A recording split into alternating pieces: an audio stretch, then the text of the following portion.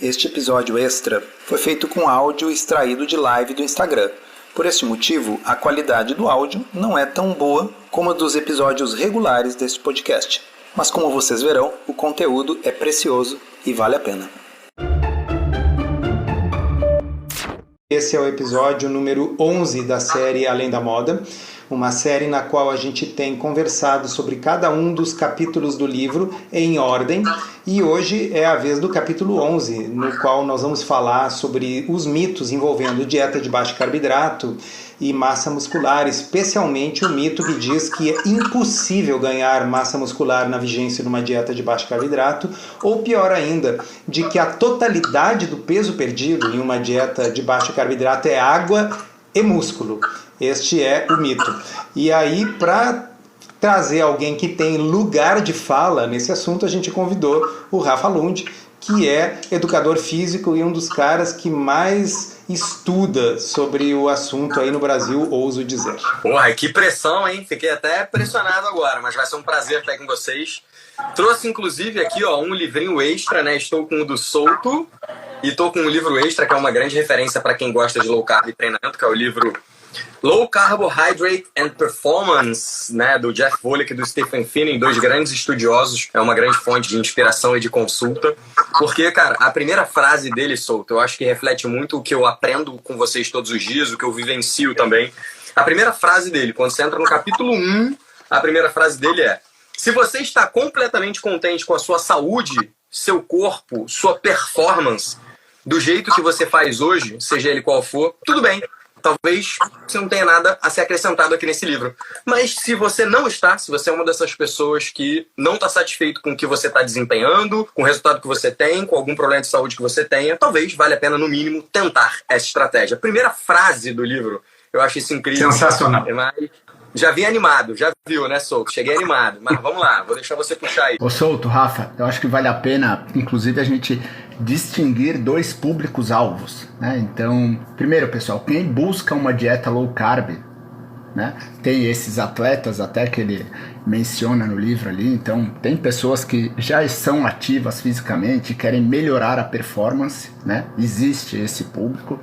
Existe um outro público que talvez seja maior, que seja o público dos pezinhos coloridos ali, ou seja, é aquela pessoa com obesidade, sedentária, que tem disfunção metabólica, que tem diabetes, que tem triglicérides altos, resistência à insulina, gordura no fígado, né? E está buscando uma dieta para conseguir emagrecer e resolver esses problemas metabólicos. E, enfim, sempre que a gente for discutir aqui nesse capítulo, a gente sempre tem que pensar nesses dois públicos. Qual que é o público que eu estou indicando essa dieta low carb, né? E que vai fazer a dieta low carb e também exercício físico? É um público que quer melhorar a saúde ou é um público que quer melhorar prioritariamente performance? Isso corre de mãos dadas, digamos assim, mas muitas vezes não, né? Então a gente sempre vai ter que distinguir esses dois públicos para não gerar confusão e ruído, digamos assim. Muito bom. Muito bom. Rodrigo, este livro, ele não é um livro voltado para a performance. Ele não é um livro de medicina esportiva. Esse livro, ele está tentando mostrar para as pessoas que uma dieta de baixo carboidrato é uma alternativa muito eficaz para a reversão de alguns problemas que afetam a grande maioria da nossa população.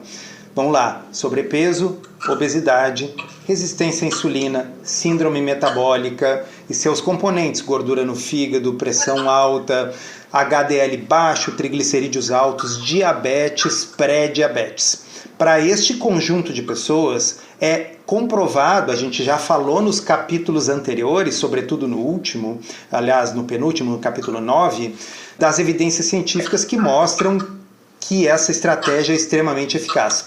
E aí a gente entra agora nos mitos. E um dos mitos é assim: este tipo de dieta vai prejudicar você. Vai prejudicar porque você vai perder músculo, porque é impossível ganhar massa magra. A massa magra, nós sabemos, ela é importante do ponto de vista metabólico. E aí eu começo esse capítulo citando uma entrevista de uma médica na televisão. Até teve um episódio do podcast Comida Sem Filtro no qual aparecem os áudios dessa entrevista, em que a pessoa dizia que uma dieta pobre em carboidratos irá provocar sarcopenia. Sarcopenia, pessoal, é um termo técnico que significa uma perda drástica de massa muscular. Quando vocês veem um velhinho pele e osso, que ele não tem força para levantar da cama, aquilo ali é sarcopenia. Se vocês lembram da época da AIDS, antes do advento do tratamento moderno hoje, quando as pessoas morriam daquele jeito com 30 quilos, aquilo é sarcopenia. Então a pessoa ir na televisão dizer que uma dieta de baixo carboidrato provoca sarcopenia... Bom, pessoal, vocês me veem aqui na internet, eu não tenho sarcopenia, né?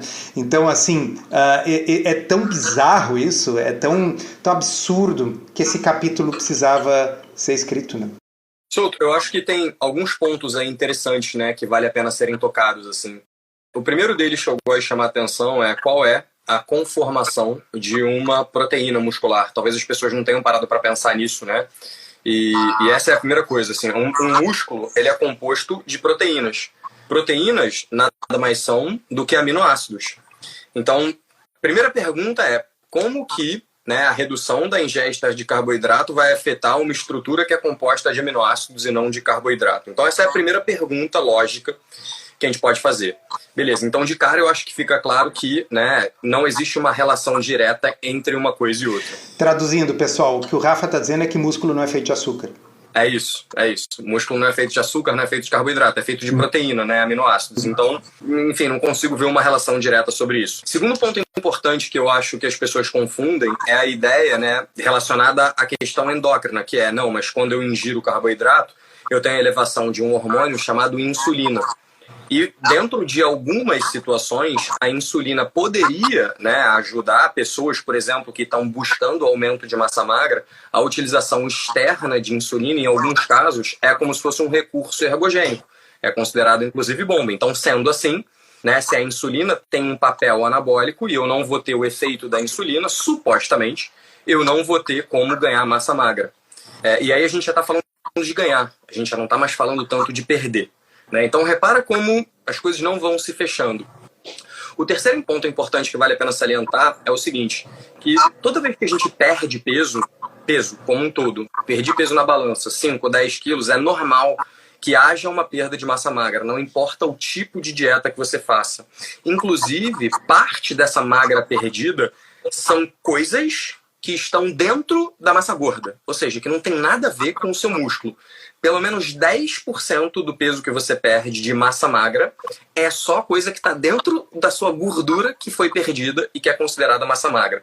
Então, são muitos conceitos para a gente falar. Eu quero falar depois sobre as diferenças em relação à avaliação, que eu acho que isso vai ser legal, mas antes, quero saber se vocês já têm algumas considerações a fazer sobre esses 3 tópicos que a gente citou aí. Com certeza. Eu acho que é muito importante essa ideia de que a gente não pode querer aplicar para indivíduos que estão tentando melhorar sua saúde, eles estão partindo de uma situação não ideal de saúde, seja porque estão obesos, seja porque são diabéticos, e querer aplicar para eles os princípios de maximização do ganho de massa muscular do atleta de fisiculturismo. Eu deixo isso muito claro no último parágrafo desse capítulo. Este livro não está preocupado com qual é a melhor dieta para levar um atleta de fisiculturismo ao pódio. Esse livro está preocupado em tratar diabetes, pré-diabetes, obesidade, síndrome metabólica, resistência à insulina. E aí você tem pessoas com essas coisas que eu acabei de citar indo para a academia para tentar melhorar a sua saúde, porque elas resolveram mudar o estilo de vida, elas resolveram mudar a dieta e agregar atividade física, que é super importante. E aí tem gente dizendo para ela, não, você precisa comer banana com aveia para poder treinar. E a ciência mostra que isso não é verdade e que a ausência de banana, aveia e churros não provoca sarcopenia. E como o Rafa acabou de explicar para vocês, a ausência dessas coisas não faz você perder mais músculo do que você perderia emagrecendo com qualquer outra estratégia. Então o fato é, emagrecer faz você perder massa gorda e uma certa quantidade de massa magra. E tem duas coisas que a gente pode fazer para mitigar, para reduzir a perda de massa magra. E muitas vezes, inclusive, para permitir, né, Rafa, o ganho de massa magra na vigência do emagrecimento. Isso a gente consegue em pacientes destreinados. Tá? Duas coisas. A primeira é consumir mais proteína, que é uma coisa que se faz frequentemente numa dieta de baixo carboidrato. A gente reduz carboidrato e foca na proteína. A gente já conversou sobre isso em capítulos anteriores. E a outra coisa é o treino de força. Então, interessa é fazer o treino de força e comer proteína. Se você vai perder peso cortando calorias ou cortando carboidrato, não muda o fato de que se você utilizar essas duas estratégias, você protege a sua massa magra. E tem uns estudos bem interessantes que estão nesse capítulo do livro, que acho que a gente até pode conversar sobre eles daqui a pouco.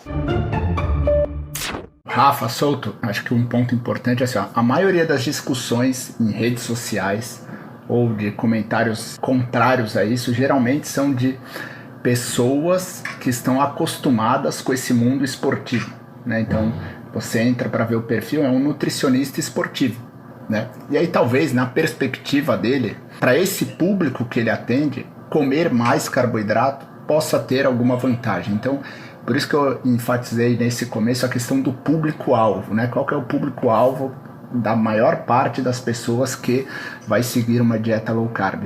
E Rafa, veja se faz sentido essa questão de comer a aveia com banana antes do treino, mesmo sem ter essa questão da perda de massa muscular. A questão de comer carboidrato também é visto como algo necessário, pensando do ponto de vista de energia, né? Então, olha, se você não comer carboidrato, se você estiver fazendo uma dieta com baixo carboidrato, você vai ter pouca energia e isso vai prejudicar o seu treino, tá? E novamente, não estamos falando de atletas. Como é que você enxerga isso, Rafa, na prática, né? Porque eu sei que no seu estúdio, enfim, tem pessoas ali que já têm uma boa composição corporal, que estão buscando performance, mas até pelos stories ali eu vejo que tem um público que não, que são pessoas buscando saúde também, que tem sobrepeso, obesidade e tem todo um treino adaptado ali, né? Você percebe na prática e pelos estudos que o fato da pessoa não comer carboidrato gera uma queda de rendimento tão grande assim no treino?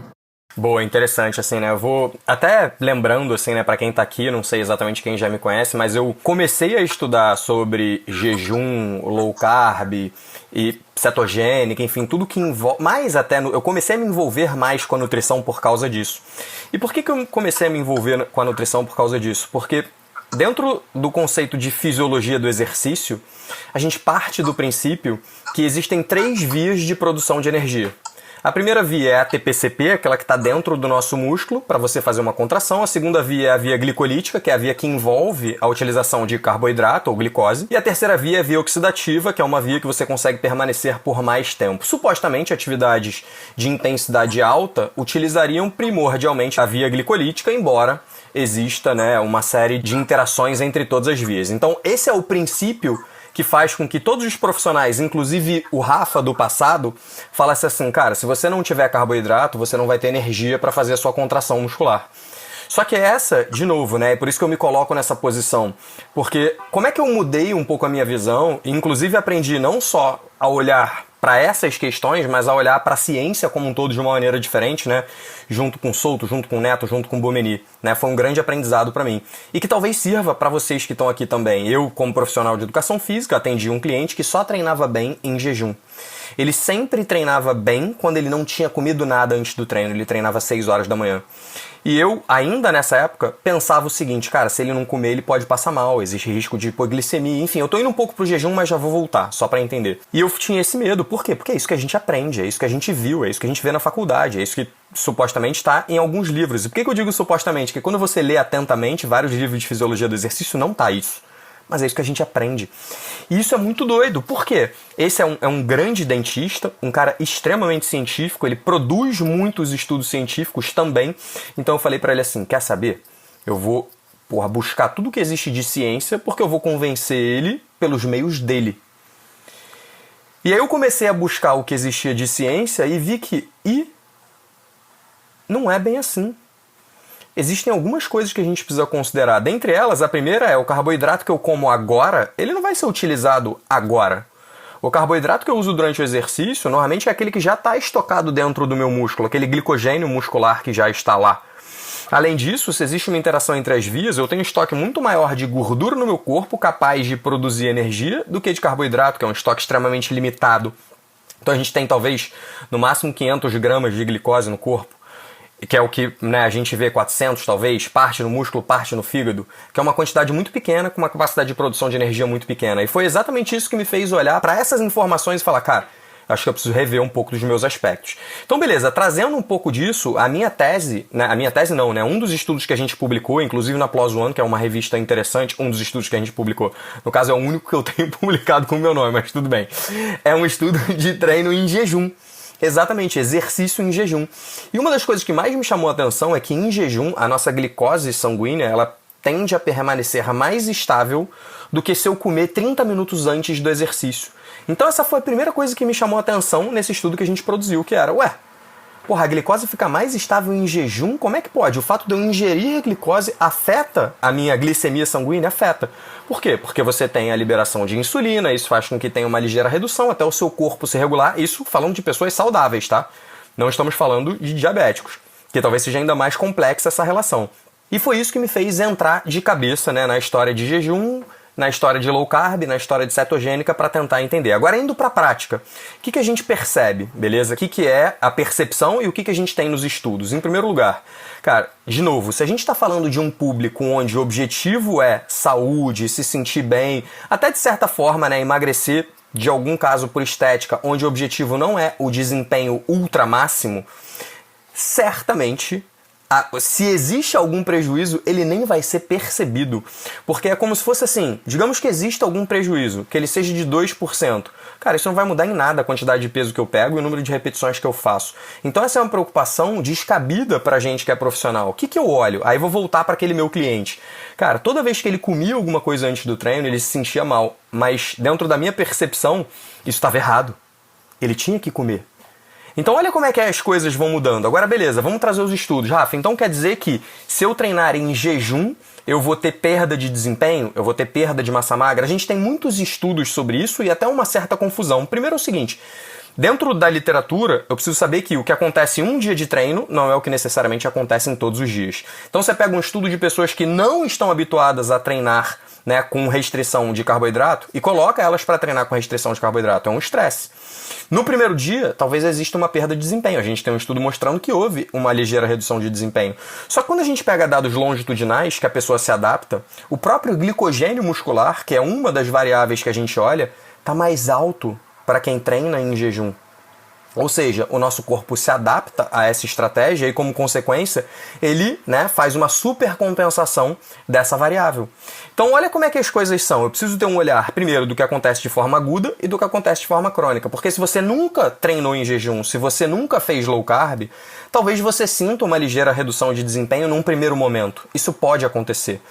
Agora, depois de um tempo, a partir do momento que você se adapta, é igual um carro flex, né? Quando você muda de combustível de um para o outro, muitas vezes o carro dá uma engasgada antes dele se entender com essa nova situação. Então existe, primeiro, um tempo de adaptação. Segundo, o nosso corpo ele tem um estoque de gordura muito maior do que o estoque que a gente é capaz de armazenar carboidrato.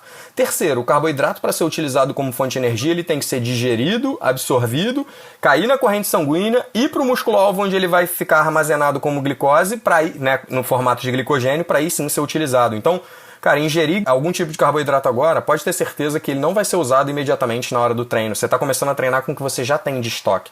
Então, são muitas coisas assim que eu gosto de lembrar. Acho que eu falei muita coisa já, né? Vamos ver se eu dou uma voltada aí, vai. Rafa, Souto, tem um ponto importante que é assim, ó, voltando, mas para a maioria das pessoas, o seu desempenho vai ser ruim comendo pouco ou muito carboidrato. Por quê?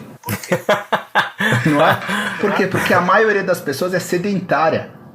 Esse é o ponto, entendeu? A maioria das pessoas, se a gente for... Eu não tenho energia para fazer atividade física. Ela não tem energia para fazer atividade física comendo churros, pastel, tudo que quer. Então, assim, para a maioria das pessoas, você fazer low carb ou muito carboidrato, você vai ter dificuldade no começo, porque a gente está falando de um público que, na sua maioria, não faz atividade física. E aí, diga-se de passagem, seja obeso ou não, a maior parte da população é sedentária, né? E aí a gente volta a essa questão que o Rafa falou, isso acaba sendo uma preocupação muito secundária, terciária, né? No primeiro momento, o que a gente quer é que essa pessoa se torne ativa, que ela treine e se sinta bem, né? Então é o que o Rafa disse, quando ele treina em jejum, ele se sente bem. isso já não seria, né? Já não deveria ser suficiente. Pô, ele está fazendo algo que a maioria das pessoas não faz, né? E quando ele faz, ele se sente bem. Rodrigo, Rafa, esse é um dos motivos que um dos primeiros estudos que eu cito nesse capítulo é justamente um estudo de atletas olímpicos, aquele estudo do Di Paoli, né? Que é um estudo que pegou ginastas olímpicas da equipe olímpica da Itália e randomizou para primeiro fazer uma dieta de alto carboidrato, que era a dieta que elas já estavam acostumadas, e depois de um período de intervalo, de algumas semanas, fazer uma dieta cetogênica, very low carb, tá? Low carb pra caramba. O que vocês acham que aconteceu? Pô, sem carboidrato nenhuma, equipe de alto desempenho, nós estamos falando de atletas olímpicos, tá? Devem ter não conseguido, perdido o desempenho, derreter os músculos, sarcopenia, viraram praticamente idosos, né? Não foi o que aconteceu. O que aconteceu é que eles não perderam desempenho, eles não perderam força, mas eles perderam peso. Ah, aí ó, viu? Perderam músculo. Não, quando se foi avaliar a composição corporal, eram atletas já magros. Nós estamos falando de atleta de elite, pessoal. Eles já eram magros. Eles perderam 2 quilos de gordura e ganharam, não teve diferença estatisticamente significativa, mas do ponto de vista numérico ganharam lá 0,5 quilo de músculo. O fato é, não perderam músculo. E aí que eu tenho uma frasezinha que o pessoal gosta de citar por aí, colocar no Instagram quando chega nessa parte, que é assim: se os atletas de elite fazendo uma dieta de muito baixo carboidrato cetogênica não perderam força, não perderam desempenho, não perderam músculo, não é você que treina com pezinhos coloridos que precisa ficar com receio de não comer banana com aveia para treinar.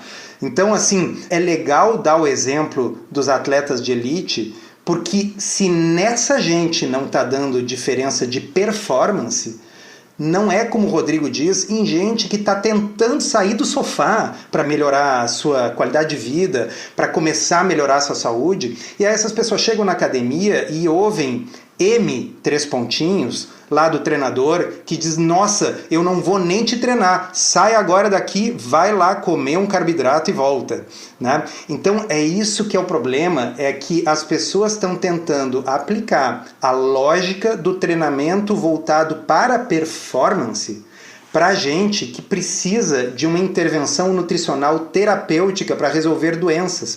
E para essas pessoas é muito importante saber que uma dieta de baixo carboidrato não irá prejudicar a performance de amadores. Como é que eu sei isso? Porque não prejudicou a performance nem de atletas de elite, esse é o ponto. Né? E aí tem lá estudo de CrossFit citado também no capítulo, né? Pô, CrossFit, pessoal, é um troço pesado. O Rafa, por exemplo, cada lugar que ele viaja no Brasil, ele descobre onde é que tem o box de CrossFit, 5 da manhã ele vai lá fazer. Tá? Então, assim, é um troço puxado. Tá? Aí eles randomizaram o pessoal do CrossFit para a dieta tradicional e uma dieta cetogênica, mais uma vez, super baixo carboidrato. O que vocês acham que aconteceu? O pessoal da cetogênica não conseguiu fazer o treinamento do dia, não conseguiu fazer nada, virou uma ameba, uma gosma. Não, o pessoal da cetogênica teve a mesma força, a mesma performance, o mesmo tempo para completar as tarefas do dia, mas teve uma diferença. O pessoal da low carb em CrossFit perdeu peso, e o peso perdido foi de gordura, não foi de músculo. Então, se dá para fazer CrossFit com low carb, dá para você que é sedentário começar a ir para academia restringindo carboidratos e levantar os pesos iniciais que a gente começa no início de treinamento. E se você treina mais avançado, não tem problema, porque você que treina mais avançado dificilmente treina no nível dos atletas olímpicos da Itália ou da galera do CrossFit. E se você faz CrossFit, tá bem. O pessoal que fez CrossFit perdeu gordura, não perdeu músculo. Mas se você treina CrossFit, está satisfeito com a sua dieta e tá magro e tá metabolicamente saudável, o Rafa já deu a senha no início da nossa conversa. Você não precisa mudar nada. O problema aqui não é dizer que todo mundo tem que fazer low carb. O problema é gente falando besteira, dizendo que indivíduos que precisam fazer low carb, porque eles são pré-diabéticos, diabéticos, síndrome metabólica, gordura no fígado, pressão alta, resistência à insulina, etc, etc. Tá? Gente dizendo para essas pessoas que precisam da low carb que um dos motivos pelos quais elas não deveriam fazer low carb é porque elas vão ficar com sarcopenia, porque elas vão virar amebas, vão perder músculo, osso. Pessoal, é mito. E esse capítulo tem esse objetivo. Tá aí o Rafa falando para vocês com lugar de fala. Ô, Souto, vou aproveitar e fazer uma pergunta pro Rafa, que ele até mencionou que ia falar. Primeiro, um parênteses. Pezinho colorido funciona, né? Então, não menosprezem o poder de pezinhos coloridos todos os dias. Rafa, como é que você faz e o que os estudos dizem em relação à avaliação da composição corporal? Porque a gente sabe também que dependendo da forma como você faz essa avaliação, pode dar essa falsa impressão que uma dieta low carb gera perda de massa muscular, principalmente ali nas primeiras semanas. O Souto comentou de alguns estudos, né, que são extremamente promissores do ponto de vista de desempenho para algumas modalidades, especialmente modalidades de peso, né? Na ginástica, por exemplo, você tem menos peso para muitos saltos, piruetas, pode ser algo legal. Para corrida, atletas de menor peso também tendem a ter melhor desempenho. Então, se você conseguir utilizar uma estratégia que faça você reduzir o peso, isso muitas vezes é interessante. Então, existem vários aspectos que podem justificar. Na outra ponta desse iceberg, a gente também tem um grupo de estudos que começa a comparar o que aconteceu com massa magra, com desempenho e tal, mas eu vou focar em massa magra, que é isso que o Rodrigo perguntou, que é o seguinte, cara, o que será que acontece com a massa magra quando a gente inicia uma dieta cetogênica? E embora alguns estudos não tenham mostrado efeitos negativos, tem alguns que às vezes apresentam alguns efeitos negativos, só que existe um detalhe nesses estudos que a gente precisa abordar, que é o seguinte: quando você utiliza alguma medida para fazer, né, a avaliação da composição corporal, e usualmente, atualmente, os estudos têm priorizado DEXA, beleza? DEXA é um tipo de medida, é uma máquina que você entra e ela escaneia o seu corpo, é um scan, onde ela escaneia o seu corpo para saber o que é gordura, o que é osso, o que é músculo. Então, dentro, né, desse scan que é feito, você consegue distinguir uma coisa da outra com algumas limitações. E uma das limitações associada a esse scan é exatamente a quantidade de carboidrato que você tem no seu músculo, porque isso está relacionado à quantidade de água que também está lá dentro. Então isso, entre aspas, engana esse scan. Isso acaba trazendo respostas equivocadas do ponto de vista de composição corporal para quem segue uma dieta low carb. Porque se eu diminuir a quantidade de carboidrato, como consequência eu acabei num primeiro momento tendo uma redução da quantidade de glicogênio e água no meu músculo, isso vai afetar a resposta do DEXA. A gente já sabia disso por vários motivos, mas teve um estudo em especial que foi publicado em 2017, mas ele gerou uma grande repercussão na mídia, que foi um estudo onde os caras eles conseguiram utilizar uma metodologia em que eram 8 semanas de treinamento. Aí começam a ter algumas coisas que são complicadas do ponto de vista científico, né? Num lugar fala 8 semanas, no outro lugar, no mesmo estudo, fala 10, mas depois eu entendi o que ele quer dizer. De treino mesmo foram 8 semanas, foram 2 semanas de familiarização. Então, dependendo de onde você olha ali, vai ter uma coisa dessas. Só que o que ele fez? Depois dessas 10 semanas, 2 de familiarização, 8 de treinamento, ele pesou os sujeitos com DEXA e começou a dar carboidrato mesmo por o grupo que estava sem carboidrato. Então, você pensa, um grupo treinou sempre ingerindo carboidrato, um grupo treinou sem carboidrato ao longo desse período de tempo. Assim que terminou o estudo, eles fizeram uma avaliação tanto de DEXA quanto uma avaliação que a gente chama de muscle thickness, né? Que é um tipo de avaliação que é como se você fosse olhar o músculo cortado no meio, para olhar o quanto de volume efetivo tem de músculo ali dentro. Então eles fizeram 2 tipos de medida, a medida de DEXA e a medida, né, de tamanho muscular efetivo. Assim que terminou o estudo, e uma semana depois do estudo, ingerindo carboidrato, os 2 grupos. E o que esse estudo foi, assim, gerou tanta repercussão? Porque em uma semana, esse grupo que estava tomando carboidrato e tinha tido algum ganho de massa magra, mas não muito, ganhou tipo 3 quilos de massa magra no DEXA, o que obviamente a gente sabe que não é. Só que se você for olhar o muscle thickness, né, que é a área de seção transversa do músculo, o ganho, ele aconteceu e com o carboidrato ele teve um pequeno ganho um pouquinho maior, normal do que já se esperava. Então o que esse estudo ele trouxe, ele conseguiu, né, embora ele tenha gerado uma repercussão muito grande na mídia, ele conseguiu mostrar que, primeiro, o DEXA tem determinados problemas para essa avaliação. Talvez seja melhor a gente usar muscle thickness, né, ou seja, a área de seção transversa muscular. Show, dito isso, não é algo que todo mundo faz de forma simples e direta, tem dificuldades também. Então, o que eu quero trazer para vocês? Né? Embora existam alguns estudos que, de certa forma, mostram algum prejuízo, eu preciso tomar muito cuidado com a análise desses estudos. Por quê? Porque pode ser só um engano da medida feita. Do DEXA, da bioimpedância, então nem se fala. Então esse aqui é um ponto também que eu gosto de chamar a atenção quando a gente está dando aula, palestra e tal, curso junto, é que esse é um fator de confusão para muita gente e que as pessoas não se atentam. Então eu preciso considerar isso na hora que eu estiver abordando esse assunto. Cara, ó, teve esse resultado, mas cuidado por causa disso, disso e disso. Teve esse resultado, mas por causa disso, disso e disso. E esse é um ponto de muito cuidado, assim, né? Pessoal, para traduzir para quem não é da área da saúde, o que o Rafa está querendo dizer é o seguinte: se vocês fizerem uma bioimpedância, por exemplo, tá? Esse negócio que se faz às vezes em consultório de médico, nutricionista, e aí você começa uma dieta low carb, você vai fazer depois de 4 semanas outra bioimpedância, você vai ter perdido peso e a nutricionista ou o médico vão dizer, você perdeu massa magra. E o que o Rafa está explicando é que não. O que acontece é que o músculo desidrata numa dieta de baixo carboidrato, porque diminui a quantidade de glicogênio lá dentro e, portanto, há uma falsa perda de massa muscular. Se você estiver sedentário, você estará sim perdendo massa magra, mas aí você vai estar perdendo massa magra com qualquer dieta de emagrecimento, qualquer uma, tá? Agora, se você estiver treinando e comendo proteína e aparecer isso numa dieta low carb, cuidado, muitas vezes isso é simplesmente um artefato da forma como é medido. E aí, nesse estudo que está lá no livro, quem é da área da saúde quiser saber quais são esses estudos, pegar a referência, usar para fazer o seu TCC, tá? As referências estão todas lá. O que esse estudo mostrou é que se você medir a espessura do músculo com ultrassom, ao invés de usar esses métodos mais indiretos, o pessoal ganhou músculo em low carb. E ganhou até um tiquinho mais de músculo em low carb. Treinados. Isso para pessoas treinadas. Ou seja, pessoas que já treinavam. Porque ganhar músculo quando você é sedentário não é difícil. Se você treinar certo e comer proteína, você vai ganhar. Agora, quando o cara já é treinado, eles ainda ganharam músculo sem comer carboidrato. Tá? Então, assim, mais uma vez, eu não estou interessado. A profissão do Rafa é estar interessado nisso que eu vou dizer agora que eu não estou. Eu não estou interessado em qual é a melhor dieta para você ganhar mais músculo. Este livro não é destinado para este público.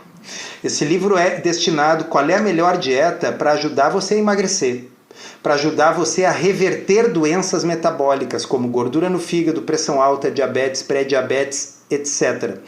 E que é importante é que você que está ouvindo isso e tem essas coisas, saiba que se você optar pela estratégia low carb, pela estratégia de baixo carboidrato, você vai poder melhorar ou até reverter essas condições e esta dieta não será culpada por você perder mais massa muscular do que você normalmente perderia se você fizesse qualquer dieta que produza emagrecimento. E o livro mostra, inclusive, que se você estiver treinando adequadamente, né, com um professor bom, que nem o Rafa, estiver comendo proteína adequada, que numa dieta low carb você vai estar comendo proteína, você pode sim ganhar massa magra enquanto você perde gordura. Então, repetindo pela 1000ª vez, não é um livro para quem quer sair do 3º lugar no pódio e ir para o 1º da competição de fisiculturismo. Aí pode ser que realmente seja útil comer proteína pra caramba e carboidrato pra caramba e pouca gordura. Pode ser que essa seja a dieta ideal para essa situação, mas ela não é a dieta ideal para você se você é gordinho e diabético, você entende? Este livro é para quem precisa melhorar a saúde, emagrecer, reverter condições metabólicas, e uma dieta de baixo carboidrato faz isso sem fazer com que você perca massa magra, pelo menos não mais do que você perderia com qualquer dieta que provoque emagrecimento. Solto, Rafa, só para colocar em perspectiva, né? Então veja assim, quão absurdo seria, né? Quando a gente fala em mito é porque as pessoas contraindicam a dieta low carb por causa desses mitos, né? Mas o quão absurdo seria você contraindicar uma dieta low carb por perda de massa muscular, se a gente colocar em perspectiva quanto que as pessoas perdem de massa muscular nos estudos com Ozempic em dose máxima.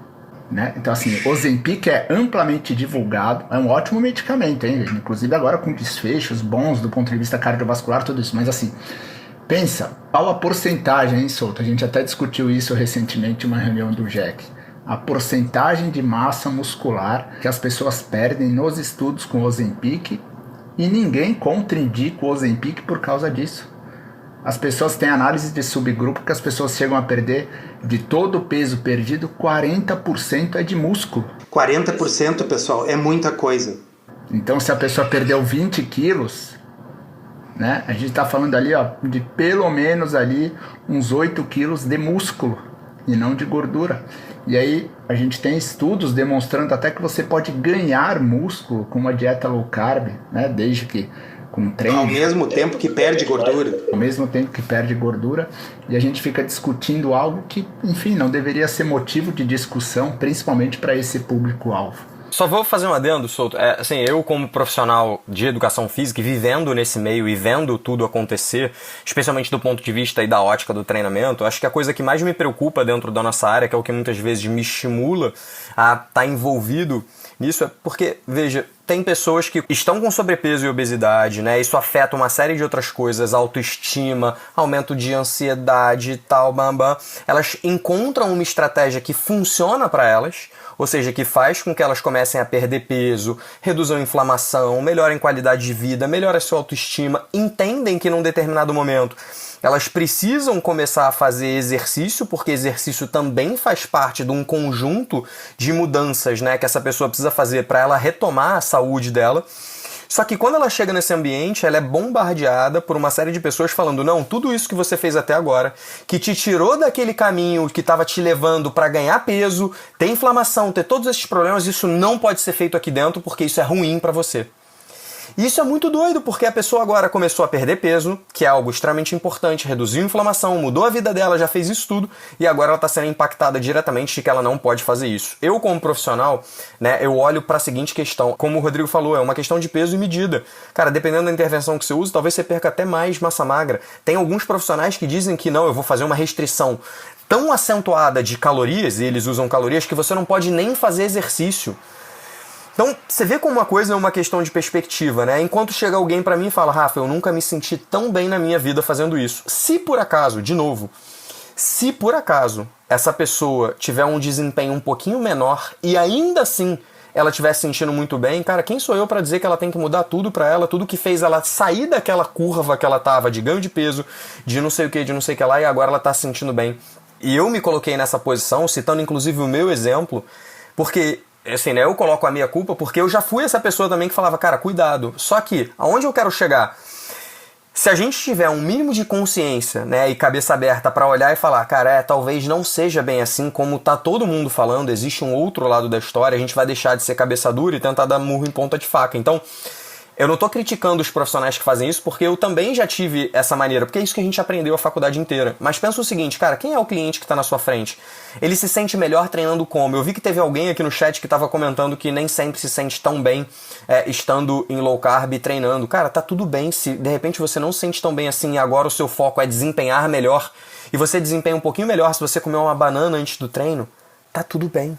Então, o objetivo, né, se o seu objetivo é desempenho no treino e isso te faz bem, tá ótimo. Não é isso que está sendo discutido. O que está sendo discutido é para aquela pessoa que descobriu que pode melhorar, reduzir diabetes, reduzir hipertensão, reduzir inflamação, diminuir peso e tal, para essa pessoa que descobriu que ela consegue isso com uma dieta diferente, como que a gente citou da introdução desse livro aqui. Se você percebeu, né, que foi esse livro aqui que eu coloquei para quem não tava, né, o Low Carbohydrate Diet. Se você percebeu que, cara, você não tá conseguindo, você não tá naquilo que você gostaria de desempenho melhor e tal, beleza, tenta uma estratégia diferente, né, e que você, pode ser muito boa pra você, e se você entendeu que essa estratégia é boa, beleza, foca nela. Eu acho que esse é o meu papel como profissional, é mostrar que, cara, ninguém precisa ser igual a todo mundo. Se por acaso pra você uma banana a mais é melhor, tá tudo bem, também não tem nenhum problema. Você vai continuar sendo low carb assim, não é isso que vai matar a sua dieta. Mas ao mesmo tempo, cara, se você tá se sentindo bem fazendo isso, fica tranquilo, por mais que um monte de gente nesse meio te diga que você não pode. Você pode, não prejudica seu treino, não vai reduzir massa magra, a não ser que você não consuma a quantidade adequada de proteína, a não ser que você não esteja treinando direito, mas isso já iria acontecer consumindo ou não carboidrato. Então, acho que esse é um ponto aí que eu gosto de chamar a atenção. A gente já falou em outra live sobre a questão do Ozempic, dessa grande redução de massa magra que acontece. Então, acho que vale, porque tem gente que está aqui que não estava naquela outra live, a gente comentar o que acontece com a medicação.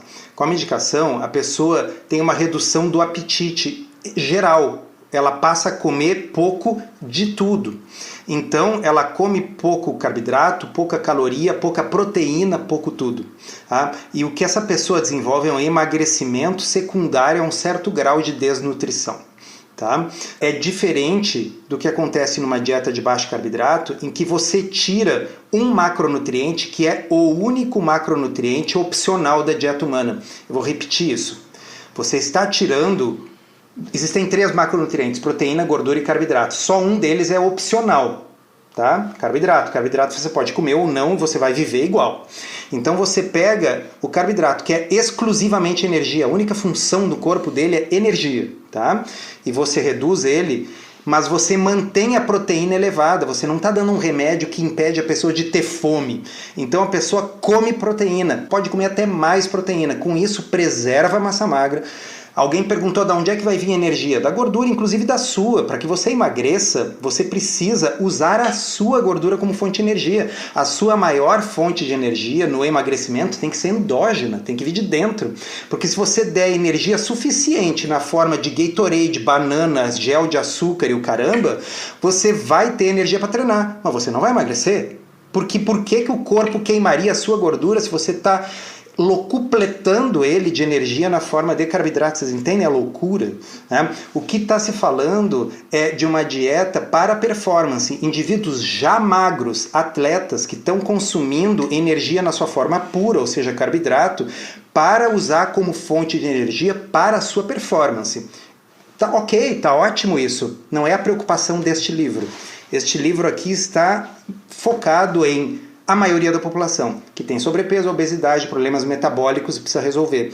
Para essas pessoas, você tem um macronutriente que só fornece energia e que é opcional, que é o carboidrato. Se você reduzi-lo, mas não reduzir a proteína e mantiver uma quantidade normal de gordura, que é aquela que acompanha as proteínas que você come, você vai matar sua fome, preservar a massa magra e perder gordura. Por quê? Porque a diferença entre a energia que você está deixando de consumir na forma de carboidrato e a que o corpo está demandando será obtido na sua gordura. É lógico, é matemático e os estudos estão ali e citados no livro mostrando que não. Você não vai desenvolver sarcopenia e não vai deixar de conseguir ter uma performance boa. Repito, atletas ginastas olímpicos conseguem manter performance e força. Tem um outro estudo citado lá, que aliás foi o Rafa que me deu a dica, que eu botei lá no livro, que é um estudo do mesmo grupo de atletas semiprofissionais de futebol. E o pessoal consegue fazer partidas de 90 minutos com pouco carboidrato, não perdeu força, não perdeu performance, perdeu o quê? Gordura. Não foi músculo, perdeu gordura. Tá? Então, se atletas conseguem, o resto de nós obviamente consegue, porque a nossa demanda é muito menor do que a do atleta. Nós já temos energia de sobra no corpo acumulada em lugares que nós não queríamos que ele estivesse. Nós precisamos que o corpo use essa energia. Não faz sentido ficar jogando energia para dentro na forma de carboidrato. Carboidrato só tem uma função no corpo, fornecer energia. Se você já está carregando 20 quilos de energia extra no corpo, para que você precisa ficar colocando energia extra na forma de carboidrato para poder levantar o peso? Sendo que os atletas olímpicos conseguem levantar um peso 10 vezes maior do que o seu, sem comer carboidrato, então você consegue também. Souto, só fazendo uma ressalva aqui, porque as pessoas adoram começar a usar medicamento e também parar de usar medicamento com informações da internet, né? Então assim, pessoal, o Ozempic é um ótimo medicamento, né? Então assim, ele por si só, a substância não vai dissolver o seu músculo, não vai transformar o seu músculo em ameba, né? Então não é a substância que faz isso. Então depende, como o Souto disse, da dieta. É porque o principal efeito dele, que é diminuir o apetite, pode ser o efeito mais perigoso caso você faça uma dieta hipoproteica. Então, se você usa o Ozempic, mas junto tem uma mudança da qualidade da alimentação e mantendo um bom aporte de proteína e treinando, você não vai ter essa perda de massa muscular como nos estudos. Então, assim, se você faz uso do Ozempic, não pare de usar o Ozempic. Só converse com o seu nutricionista, veja no seu diário alimentar se você está consumindo uma boa quantidade de proteína. Perfeito. Perfeito, é isso aí. Não é o remédio que está dissolvendo o músculo. É a medicação sem a orientação que nós estamos conversando aqui com vocês, ou seja, sem cuidar da proteína, sem treinar, né? Bom, aí a pessoa vai comer metade do que comia antes, comer metade da proteína que comia antes, continuar vendo Netflix. O que vai acontecer com o músculo, né? Mas é interessante, né, Rodrigo e Rafa, porque quando se fala da medicação, que efetivamente está associado com uma perda de massa magra muito significativa, ninguém menciona isso. Agora, na low carb, que os estudos mostram que você preserva ou até ganha massa magra se estiver treinando, nossa, vai dar sarcopenia. São 2 pesos e 2 medidas, né? O exercício tem uma parada engraçada, Souto. As pessoas querem, às vezes, o topo da pirâmide, né? Assim, no treinamento a gente sabe que tem algumas coisas que são extremamente importantes. Exemplo, volume, intensidade e frequência, né? Ou seja, realizado com consistência o treinamento. Mas a pessoa, ela quer saber o seguinte, Rafa, mas e se eu fizer em determinada hora? Mas e se eu fizer isso daqui para melhorar aquela vírgula? Então você pega uma pessoa que nunca correu na vida. O que ela quer? Não, eu quero usar o tênis de corrida do cara que ganhou a maratona. Irmão, pra você isso não vai mudar nada. Você pode correr do jeito que você quiser, que você não vai correr igual esse malandro. Então, as pessoas muitas vezes no exercício, e especialmente quando está relacionado, né, a exercício, dieta e tal, elas estão buscando estratégias que é o topo da pirâmide, ou seja, ela está olhando para o que está lá em cima. Então, vou usar o exemplo. Qual é a primeira pergunta que alguém que acabou de começar a treinar e que é o atalho faz para mim? Quando ela começa o treino. Rafa, porra, meu primeiro dia de treino hoje e tal, te perguntar, o que eu posso tomar depois do treino? Eu falo, banho. É o máximo que você pode tomar depois do treino. Você não tá nem treinando pra isso ainda, pra querer tomar alguma coisa. A pessoa, obviamente, tá querendo saber que tipo de suplemento ela pode tomar, se ela tem que tomar um whey protein depois, começar a tomar creatina. É óbvio que tudo isso tem o seu lugar, tá? Eu não tô fazendo uma crítica, mas, cara, as pessoas, elas querem o que tá lá em cima. Se você não faz a base da pirâmide bem feita, tudo vai por água abaixo. Por que eu estou dizendo isso? Teve uma pergunta aqui rolando que era o seguinte, Rafa, mas eu não preciso consumir carboidrato junto com a proteína no pós-treino para poder maximizar a minha resposta, né, para poder ter hipertrofia? E a gente tem vários problemas aí. O primeiro deles é acreditar que existe uma janela, né, pós o exercício. Se eu não consumir proteína depois do treino, eu vou perder músculo. Então é aquele topo da pirâmide. Cara, se você consome doses adequadas ao longo do dia inteiro, o que você faz logo depois do exercício vai impactar muito menos do que o total que você faz. Não adianta nada você gastar muita gordura durante o exercício se durante o dia inteiro você come igual um boi. Não vai emagrecer, meu amigo, não adianta. Então, olha para o todo. E esse é um dos exemplos, porque a pessoa acha que por causa de uma resposta mínima isso poderia acontecer. Mas ainda assim, nem isso é uma verdade, porque a gente tem estudos do maior pesquisador em proteína do mundo, que é o Stuart Phillips, mostrando exatamente isso, que o consumo de carboidrato junto com proteína, embora o carboidrato tenha elevados níveis de insulina e glicose, a síntese proteica foi igual, consumindo ou não carboidrato. Então, mais uma vez, né, embora isso seja o topo da pirâmide, nem isso tem uma correlação correta com o que a gente tem visto de estudos científicos.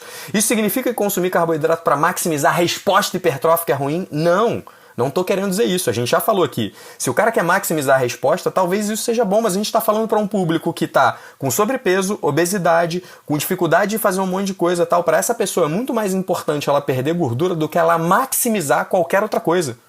Então essa é uma preocupação grande minha também. Aos pouquinhos eu vou lembrando, eu vou ouvindo vocês e vou lembrando das coisas. Falou tudo. Uma coisa que eu me lembrei, Rafa, durante as últimas Olimpíadas, o pessoal ficava falando dos maiôs feitos com pele de tubarão para os nadadores, porque aí o fluxo da água tem menos atrito. Então, assim, não é que... Eu não sei se isso é besteira ou não, tá? Mas o fato é, talvez para o Michael Phelps usar lá o negócio do tubarão deu uma vantagem para ele de centésimos de segundo. Agora, para o Souto, que consegue ficar 5 minutos assim, fazendo assim antes de afundar, entendeu? E nada cachorrinho. Se eu usar que nada cachorrinho, se eu usar a bermuda de nylon comprada ali na Renner, o meu desempenho vai ser o mesmo do que se eu tivesse um troço de pele de tubarão, vai ser ruim igual. Tá? Então, se eu quiser melhorar a minha natação, eu tenho que começar a nadar, arranjar um professor que me ensine a nadar, começar a treinar. Daqui a anos, quando eu já tiver assim, nossa, super bem, aí eu posso começar a pensar, quem sabe botar uma touquinha para diminuir o atrito do cabelo, entendeu? Então as pessoas estão preocupadas com coisas que podem até ser importantes para atletas de elite, mas vocês que estão nos ouvindo aqui, eu aposto que não estão nessa categoria. Talvez tenha um ou dois, nunca se sabe. Mas a maioria está precisando perder gordura, melhorar a glicemia, baixar os triglicerídeos, reduzir gordura no fígado.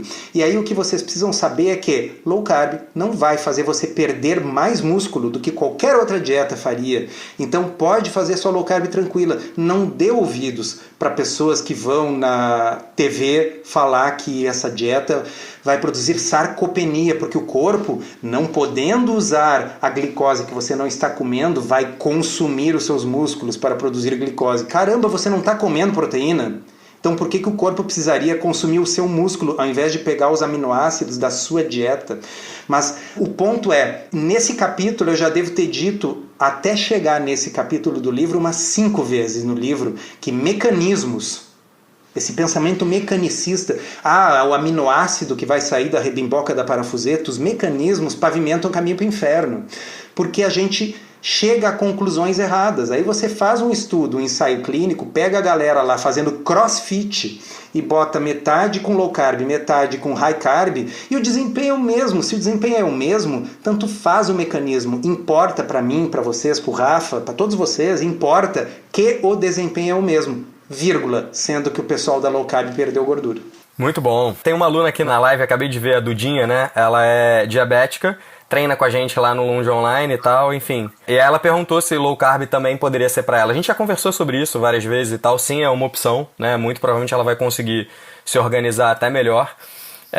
Mas enfim, isso aí, só pra mostrar que, cara, temos aí muita gente olhando e mesmo pessoas próximas às vezes não sabem. Dudinha, ouve que você vai aprender, ouve de novo essa live, faz muito bem pra você também, diabética. Diabética tipo 1, Rafa? Cara, ela descobriu o diabetes mais recente, assim, tem relativamente pouco tempo. Diabético tipo 1 normalmente descobre antes, né, mas eu acho que ela é diabética tipo 1, sim, agora até me falhou a memória aqui. Eu pergunto, porque eu acho que eu vi alguém perguntando ali se vale para diabetes tipo 1 também.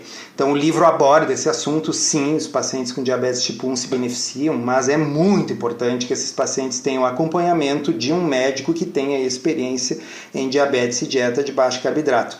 Eu estou vendo ali a Zelma. A Zelma é uma paciente diabética tipo 1 e que descobriu a doença já numa idade mais avançada, então não é todo diabético tipo 1 que é diagnosticado na infância ou na adolescência, né? E a Zelma hoje tem um controle do diabetes muito melhor do que muito diabético tipo 2. E ela só consegue isso porque ela consome uma dieta de baixo carboidrato que permitiu a ela reduzir dramaticamente a quantidade de insulina que ela usa. E usando menos insulina, são menos oscilações, menos hipoglicemia. Mas, repito, é importante ter alguém acompanhando esses casos. Um diabético tipo 1 não pode de uma hora para outra começar uma dieta low carb e manter as mesmas doses de insulina que estava usando. Alguém perguntou o nome do livro, Uma Dieta Além da Moda. Muito bom. Rafa, mais alguma ponderação sobre o assunto? Eu tava dando uma olhada aqui nos comentários, às vezes eu me perco nos comentários, acho legal ver o que a galera tá comentando. Porque eu acho que a gente tocou em bastante ponto importante aí, né, sobre massa magra, enfim, acho que já tá claro, o desempenho também, né, eu gosto sempre de salientar que, como o Souto fala, eu ouço muito isso de vocês, mas como treinador eu gosto de chamar bastante atenção para isso. Meu objetivo como treinador é que meu cliente treine bem e que ele tenha resultado. Então, para algumas pessoas, cara, pode ser que vale a pena consumir, para outras pessoas não, né? O meu objetivo é, como profissional, gerar o melhor para o meu cliente e saber como ele vai conseguir desempenhar melhor. O que eu gosto de lembrar é, cara, se você se sente bem, meu irmão, faz, que não é isso que vai acabar com o seu treino, né? O que eu gosto sempre de defender. Então, para a maior parte das pessoas que está aqui, né, eu acredito, pelo que eu estou olhando os comentários e tal, todo mundo já entende isso, né? Ou não? O que vocês acham? Tem muita gente que ainda, mesmo da galera que acompanha vocês, ainda tem dúvidas sobre esses temas, sobre massa magra e desempenho. Alguém perguntou aqui se é possível absorver a proteína sem carboidrato. Sim, a proteína é 100% absorvida, ainda no intestino delgado, independentemente se for com carboidrato ou sem carboidrato. Alguém perguntou também se precisa do pico de insulina do carboidrato para que a proteína entre no músculo. Não. Na realidade, os aminoácidos da proteína também elevam a insulina, não tanto quanto o carboidrato, mas o suficiente para que esses aminoácidos entrem dentro do músculo, porque a natureza não é burra. Pensem só no seguinte, pessoal, o ser humano evoluiu no planeta Terra antes da invenção da agricultura, antes dos pomares e antes do supermercado. Então, se nós dependêssemos do consumo contínuo e regular de grande quantidade de carboidrato para viver e para preservar a nossa massa magra, a espécie teria se extinguido ainda na savana africana. Nós somos descendentes de indivíduos que têm flexibilidade metabólica. Se tiver carboidrato, eles vão comer. Se não tiver, eles não vão comer. E eles vão se virar, e a gente está aqui como os descendentes genéticos dessa população que passou por tudo isso. Nós temos flexibilidade metabólica. Sabe quando é que nós perdemos a flexibilidade metabólica? Quando a gente acumula excesso de gordura visceral e vira diabético. E aí você precisa perder a gordura visceral. E você não vai perder a gordura visceral comendo um monte de carboidrato, porque isso foi o que deixou você diabético. Então, a ideia é: se você precisa reduzir a quantidade de gordura corporal, você treina para preservar o músculo, come proteína para preservar o músculo, mas reduz o carboidrato para perder gordura. No fundo, pessoal, é simples. Está lá no livro. Muito bom. Pessoal, então, na próxima semana, para não perder o costume, a gente vai ter, eu acho que um dos melhores capítulos do livro, que é dieta low carb aumenta o risco de doença cardiovascular. E de fato eu acho que esse é um dos mitos mais significativos, né? Até porque as pessoas tendem, né, a ter mais medo, né, quando envolve doença cardiovascular. E na prática esse capítulo é quase um livro. Então eu acho que aí chega a quase 30, 40 páginas, porque é um tema extremamente complexo e o Souto acabou se aprofundando bastante, tá bom? Então eu acho que, enfim, fica a dica para o próximo capítulo, todos estejam presentes. E aí vou fazer um merchan aqui para o Rafa, né? Para os profissionais da área da saúde, principalmente treinadores, digamos assim. O Rafa tem toda uma formação lá da Lund, que é, enfim, por essa live já dá para ter uma ideia do quão completo é a formação do ponto de vista científico. Então, enfim, fica aqui a minha recomendação.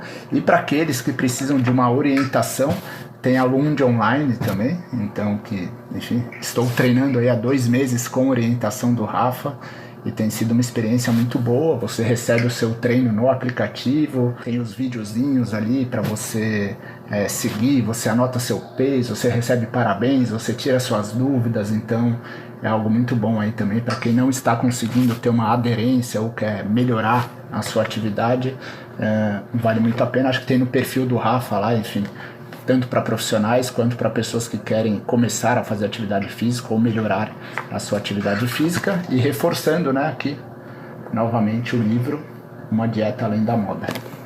A Sari, que adora o aplicativo do Rafa, o problema é o seguinte, é que ela vai seguindo o aplicativo do Rafa na academia, e hoje aconteceu que eu tive que aumentar o peso num exercício porque ela estava me alcançando.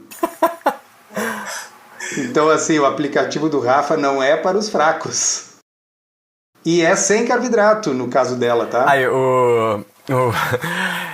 Souto, eu só vou te fazer um pedido, tá? Porque esse pitch do Rodrigo eu vou querer. Então, quando você conseguir baixar a live, pega esse pitch aí pra mim que eu vou postar um Reels, esse corte. Foi incrível.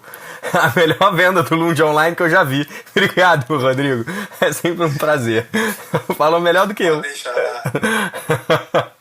Obrigado, Rodrigo. Sério, agora, brincadeiras à parte, assim, fico muito feliz. Que bom que a galera tá curtindo. Queria agradecer, Rafa, muito obrigado pela participação, por ilustrar aqui para nós, para dizer que eu e o Rodrigo não estamos falando besteira, você é testemunha. E Rodrigo, mais uma vez, obrigado por estar aí já na 11ª live da série Além da Moda. Obrigado a todos que participaram e uma boa noite.